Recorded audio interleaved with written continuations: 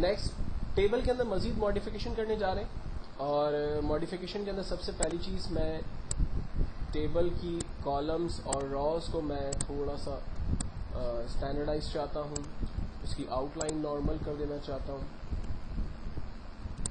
تو میں نے یہاں سے ڈرا ٹیبل پہ جا کر اپنی مرضی کی لائنز وغیرہ ڈرا کر دیں، اور ٹیبل کو میں نے بالکل ہی نارمل پوزیشن کے اندر کریٹ کر دیا.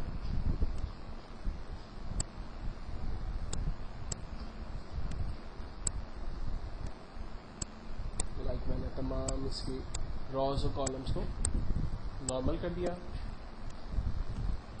اب امپورٹنٹ یہ ہے کہ اگر کسی بھی کالم کی سائز کو بڑا یا چھوٹا کرنا ہو تو کیسے کیا جائے گا.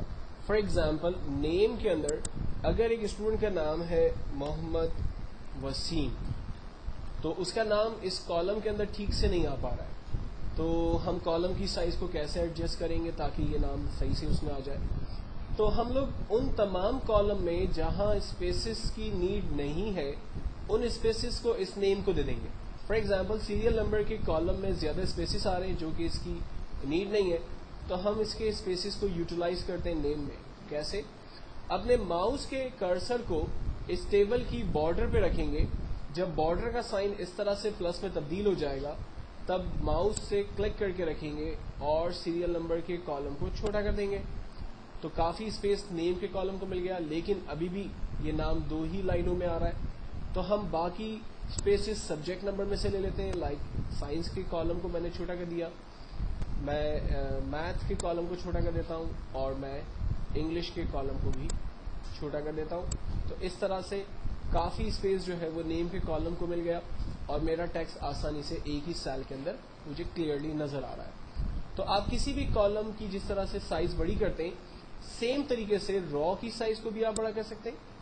آپ جس بھی را کی سائز کو بڑا کرنا چاہیں اور کم کرنا چاہیں تو ان اسپیسز کو آپ کم بھی کر سکتے ہیں. لے آؤٹ کے اندر ہم چلتے ہیں. نیکسٹ آپشن ہمارے پاس جو اویلیبل ہے وہ ہے split cell. Split cell basically ایک سیل کو 2 حصوں میں ڈیوائڈ کرتا ہے.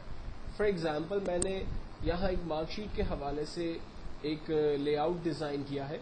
تو میں یہاں پر جب اسٹوڈنٹ کا ٹوٹل نکالوں گا تو ساتھ ہی ساتھ میں یہ بھی بتانا چاہتا ہوں کہ اس اسٹوڈنٹ نے ٹوٹل نمبر 300 میں سے حاصل کیے.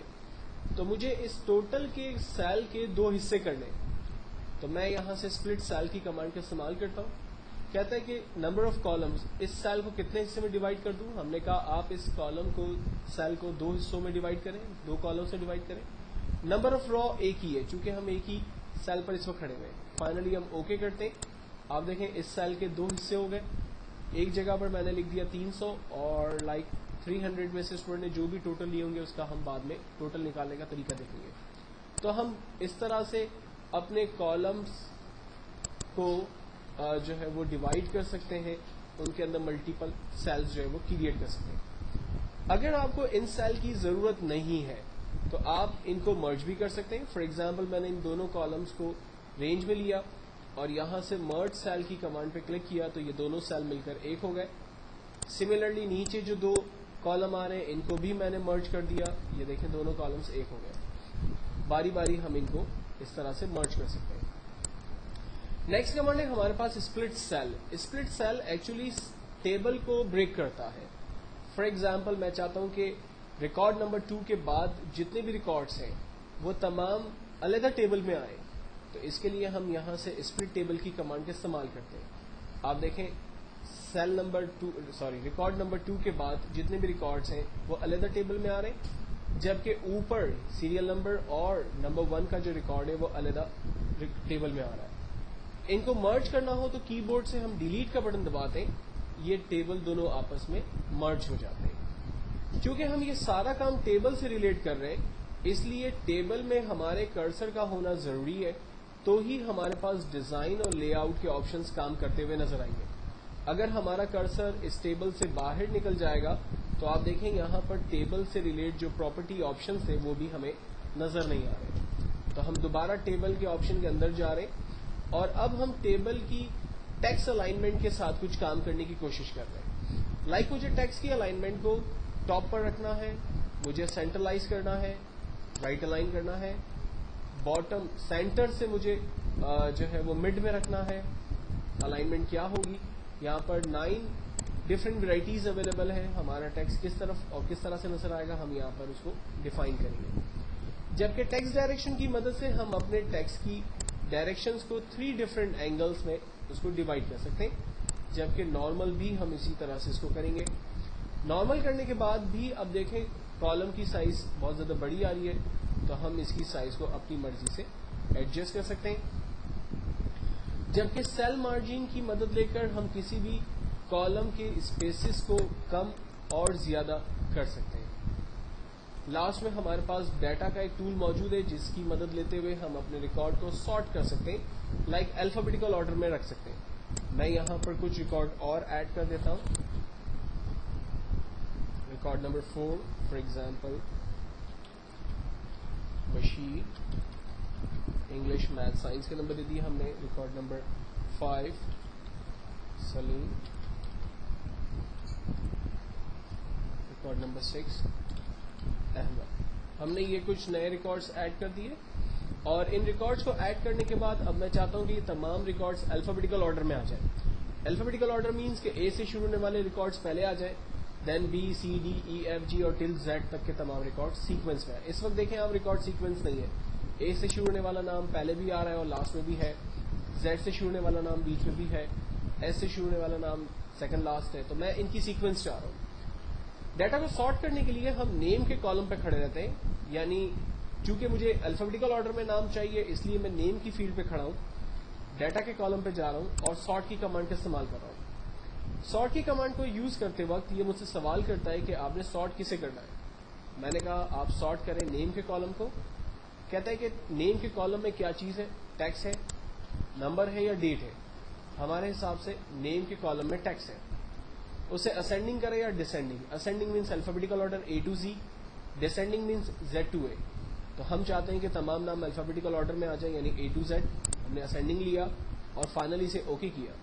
آپ دیکھیں تمام نام الفابیٹیکل آرڈر میں آ گئے, جس کا اندازہ ہمیں سیریل نمبر سے ہو رہا ہے. ایک بات اور غور سے نوٹس کیجئے گا کہ جب یہ تمام ریکارڈز کو سارٹ کرتا ہے تو وہ صرف نیم کو سارٹ نہیں کرتا بلکہ اس سے تعلق رکھنے والے پورے ریکارڈز چینج ہو جاتے ہیں. جیسے علی کا سیریل نمبر 1 تھا اور اس کے سبجیکٹس نمبر ڈفرینٹ تھے, احمد کا سیریل نمبر 6 تھا اور اس کے ڈفرینٹ نمبرز الگ تھے. جب ہم نے اسے سارٹ کیا تو احمد سب سے ٹاپ پر صرف نام کے حساب سے نہیں آیا بلکہ وہ اپنے ساتھ اپنا سیریل نمبر اور اس سے کنیکٹڈ سبجیکٹس نمبر, اور اگر ٹوٹل ہوتا تو وہ بھی اسے لے کر اپنے ساتھ آتا. تو اس کا مطلب یہ ہے کہ جب آپ سارٹ کرتے ہیں تو اس بات کا فکر نہ کریں کہ صرف نیم جو ہے وہ سارٹ ہوں گے, بلکہ آپ یہ میک شیور کر لیں کہ اس کے ساتھ جتنا بھی ڈیٹا ہے وہ بھی خود بخود اس کے ساتھ سارٹ ہو جائے گا. دین اس کے بعد ہمارے پاس کمانڈ ہے convert to text. Convert to text ایک ایسی کمانڈ ہے جس میں آپ کا ٹیبل یہاں سے ختم ہو جائے گا اور تمام ٹیکسٹ جو ہے وہ نارملی شکل میں ہمیں نظر آئے گا. اس کے لیے ہم ٹیب کے آپشن کو سلیکٹ کرتے ہوئے اوکے کرتے ہیں. آپ دیکھیں ہمارا ٹیبل یہاں پر ڈیلیٹ ہو گیا اور ہمارا ٹیکسٹ ہمیں ایک پراپر صورت میں نظر آ رہا ہے. لیکن عام طور پہ اس کی ضرورت آپ کو اس وقت ہوگی کہ جب آپ کو ٹیبل کی ضرورت نہیں ہے اور آپ کو ٹیکسٹ بیس آپ کو ڈیٹا چاہیے. اگر آپ اس کو دوبارہ ٹھیک کرنا چاہتے ہیں تو انڈو کریں, یعنی کنٹرول زی اور 1 اسٹیپ بیک کر کے آپ اپنی کمانڈ کو دوبارہ اصل آرڈر میں لے آئیے. لے آؤٹ کے اندر ڈیٹا میں چلتے ہیں اور لاسٹ آپشن ہم ڈسکس کر رہے ہیں فارمولا. فارمولا کی کمانڈ کی مدد لیتے ہوئے ہم بیسیکلی ٹوٹل نکال سکتے ہیں. مجھے احمد کے تمام سبجیکٹس کا ٹوٹل آنسر یہاں چاہیے. میرا کرسر جس پوزیشن پر اس وقت موجود ہے, سبجیکٹ نمبر اس کے لیفٹ کی طرف آ رہے ہیں. تو ہم ڈیٹا میں جا رہے ہیں, فارمولا کی کمانڈ کو استعمال کرتے ہیں تو کمپیوٹر ہم سے کہتا ہے equals to sum bracket open left bracket close. Left کیوں کہتا ہے؟ کیونکہ جہاں پر میرا کرسر ہے اس کی لیفٹ کی طرف ویلیوز ہیں. کیا مجھے لیفٹ کی ویلیو کو پلس کرنا ہے؟ ہم کہتے ہیں جی ہاں, اوکے. اس نے دیکھیں لیفٹ کی ویلیو سے ہمیں ٹوٹل نکال کر دے دیا. لیکن جب میں سیکنڈ ٹائم ٹوٹل کرنے کی کوشش کروں گا فارمولا میں جا کر, تو اب کی بار مجھے سینٹیکس دیتا ہے equals to sum bracket open above bracket close. Above کا مطلب ہے کہ کیا آپ کو اوپر والی ویلیو کو پلس کرنا ہے. تو ہم اسے کہیں گے کہ ہمیں اوپر والی ویلیو کو پلس نہیں کرنا بلکہ لیفٹ کی ویلیو کو پلس کرنا ہے. خیال رکھیے گا کہ بریکٹ اوپن بریکٹ کلوز ربط نہیں ہونا چاہیے, اور آپ اوکے کریں گے آپ کے پاس آنسر آ جائے گا. اس کا ایک اور طریقہ یہ ہو سکتا ہے کہ آپ اس فارمولے کو یعنی جو بھی آپ نے آنسر نکالا اس آنسر کو رینج میں لیں, اس پر رائٹ کلک کریں, کاپی کریں اور دوسرے تمام سیل پر جا کر اسے پیسٹ کر دیں. آلدو کہ آپ کے پاس جو آنسر آ رہا ہوگا وہ کاپی پیسٹ والا یعنی 244 ہر ایک کا سیم آ رہا ہوگا, کوئی پرواہ نہیں ہے. آپ تمام ریکارڈ پیسٹ کرنے کے بعد اب پہلے اسٹوڈنٹ پر جہاں آپ نے پیسٹ کیا تھا اس کے بیچ میں ٹیکسٹ کے نمبرز کے بیچ میں کلک کریں, دین اس پر رائٹ کلک کریں اور اس کو اپڈیٹ فیلڈ کریں. دین اسی طرح سے باقی تمام نمبرز پر بھی رائٹ کلک کر کے اپڈیٹ فیلڈ کریں. یہ بتانے کا میرا مقصد یہ ہے کہ فار ایگزامپل آپ نے یہاں پر اس وقت اسٹوڈنٹ کو نمبر دیے ہیں تو اس کا ٹوٹل آنسر آ رہا ہے 188, لیکن مثال کے طور پر اگر آپ اس کے نمبرز چینج کرتے ہیں تو آپ دیکھیں ٹوٹل آنسر تو اپڈیٹ نہیں ہوا. تو ٹوٹل آنسر کب اپڈیٹ ہوگا؟ جب آپ ٹوٹل کی فیگر پر رائٹ کلک کریں گے اور اسے اپڈیٹ فیلڈ کریں گے تو آٹومیٹکلی آنسر کمپیوٹر اپنے آپ کو اپڈیٹ کر لے گا. تو اس کمانڈ کو بھی جاننا ہمارے لیے ضروری ہے کہ جب ہم فیگرز یعنی نمبرز کو کم اور زیادہ کرتے ہیں تو کمپیوٹر ایکچوئل میں آٹومیٹکلی اپنے آنسر کو چینج نہیں کرتا بلکہ اسے ہمیں اپڈیٹ کروانا پڑتا ہے.